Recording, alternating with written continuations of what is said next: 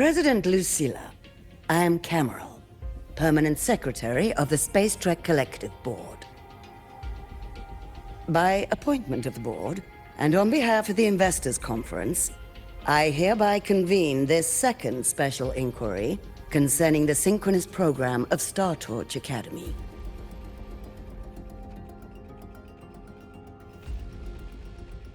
Pursuant to Article 12 of the Space Trek Collective Charter, President Lucilla, you may now raise any procedural objections regarding the attendees, the agenda, or the draft of this session.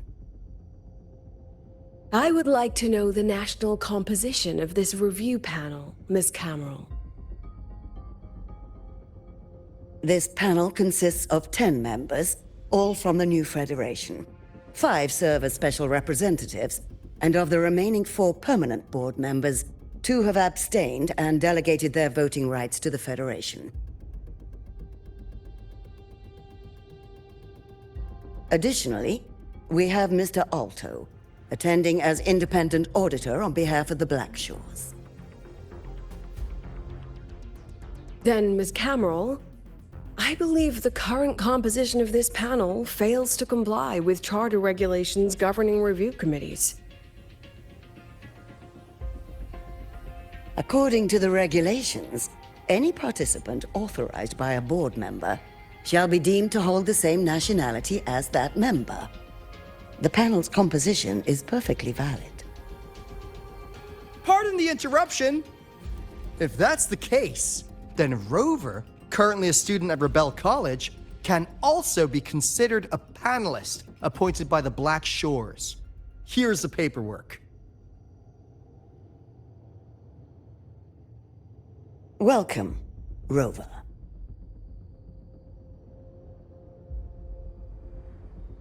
I have no further questions, Ms. Cameron.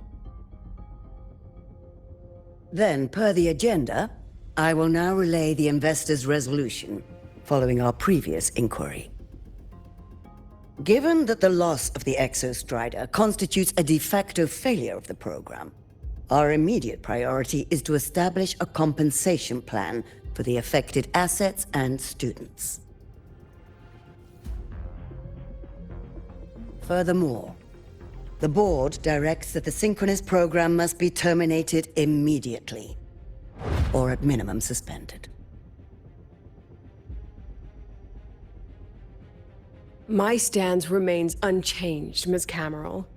I intend to continue the program.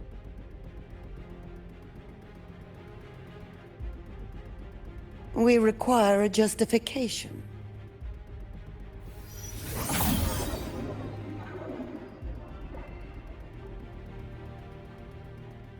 Panelists, this is a theoretical prototype for a shield designed to counter retroact rain, created by one of our synchronists. This prototype significantly accelerated the development of Jinzhou's own defenses. It saved countless lives during the war against the Threnodian Overthrax.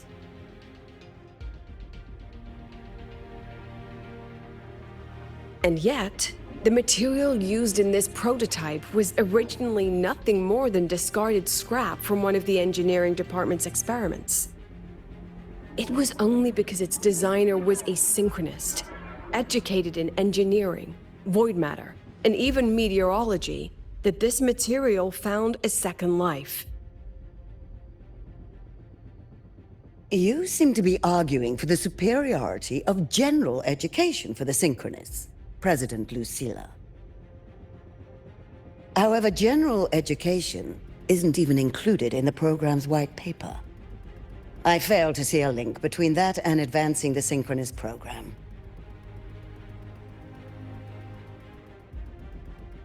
The shield is an impressive surprise, but given the cost of gambling on such a slim probability, the cost effectiveness is simply too low.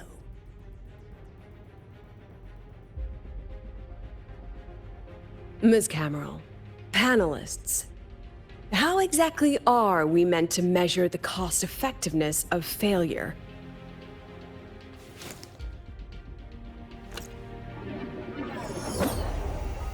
As you can see, this shattered component comes from a failed experiment. One that was not even recorded in the Collective's official gazette. A synchronist gave her life as the price for validating her theory. 15 months later, this very component became the final piece for the construction of the Star Ward Riseway, the bridge between Lahaiwar's Earth and the sky. Humanity does not always set out for the sake of victory, Ms. Cameron. Our synchronists know from the day they enroll. No one knows when the Exostrider will awaken, and the odds that they'll be the one to pilot it are slim. Yet they come anyway. They march toward likely failure from the very start. So I ask you, can you truly say that such failure has no value? And how can we call that a failure of the Synchronists, when the Exostrider was the one who banished LF1 from our world?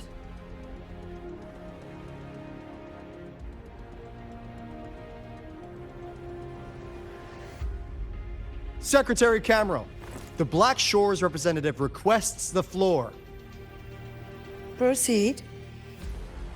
On the subject of unforeseen benefits from the program, we find ourselves in agreement with President Lucilla.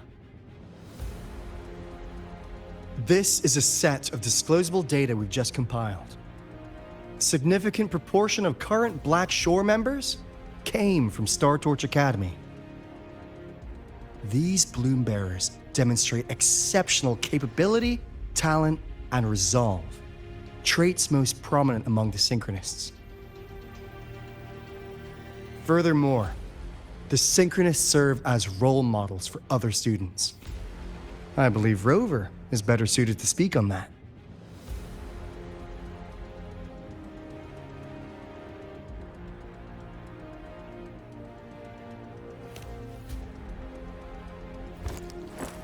The Synchronist program is a search for a way out for our civilization.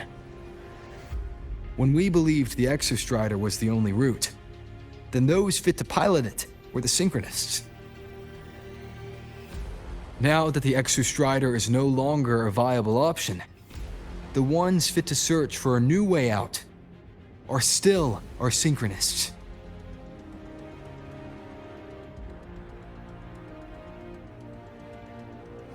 Yes, which is why I must disagree with evaluating the Synchronist program purely in terms of cost effectiveness. I urge investors to reconsider the criteria used to measure its value.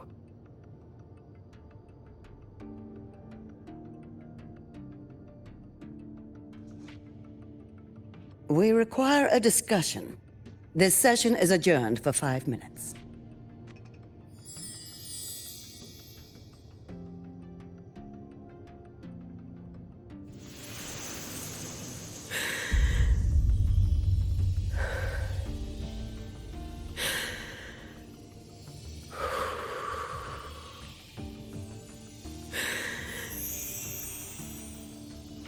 Let them see your potential.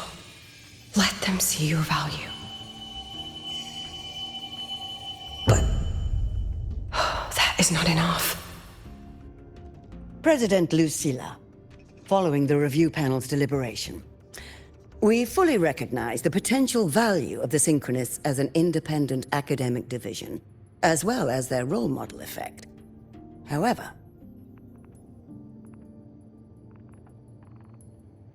as Rover stated, only those fit to shoulder the burden of finding a new way out deserve the title Synchronist.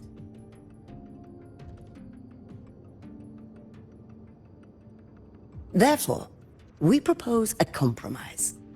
Rebel College will be preserved, but all future training must be subject to the guidance and review of this panel. Let's both take a step back, shall we? President Lucilla. This is it. The final fight, Lucilla. Take a deep breath. Keep your composure. And remember.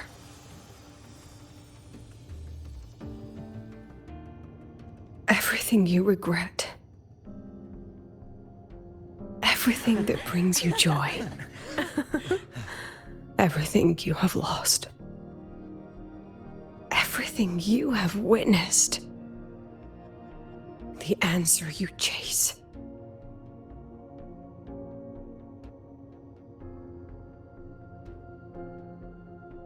The treasure you give everything to protect.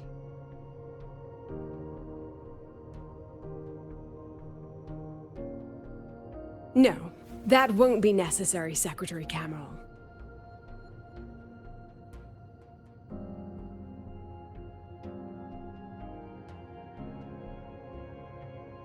The Synchronists of today, they remain the closest thing this world has to a way out for our civilization. After our confrontation with Aleph 1, we recovered this audio recording from the interstellar probe Farwatcher. It's nothing more than static. Even so, it is the only legacy the pioneers of Solaris have left us. We are not alone, Secretary Cameron.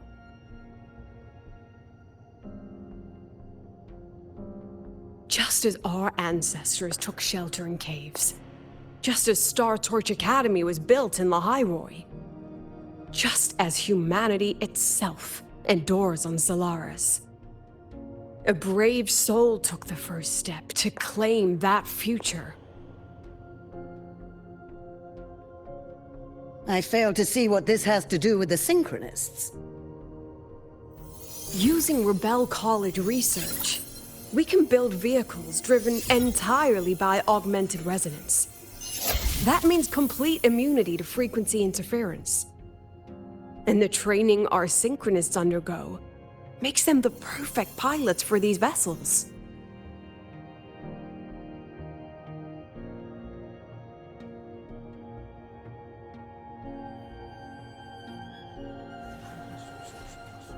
But the Strider Gate has been sealed. Not to mention, whatever lies beyond can hardly be called a route.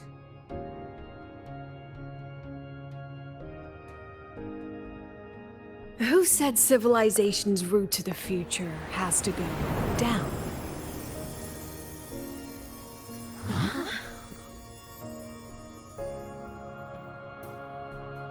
The stars.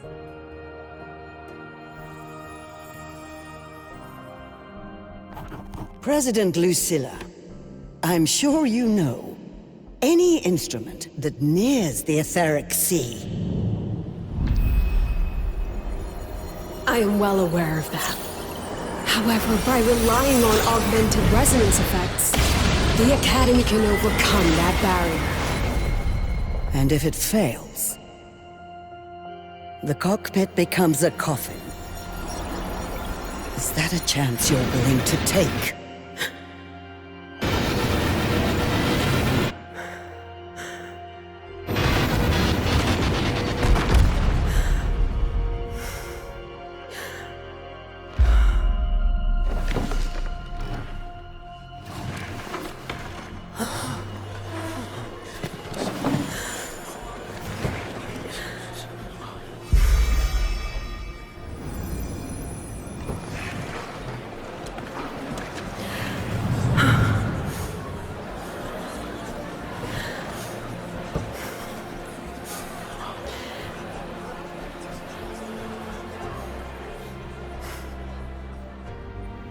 This is our decision. If the answer lies beyond death, then that's where we go. Just wait and see. My brightest students will pierce the sky for all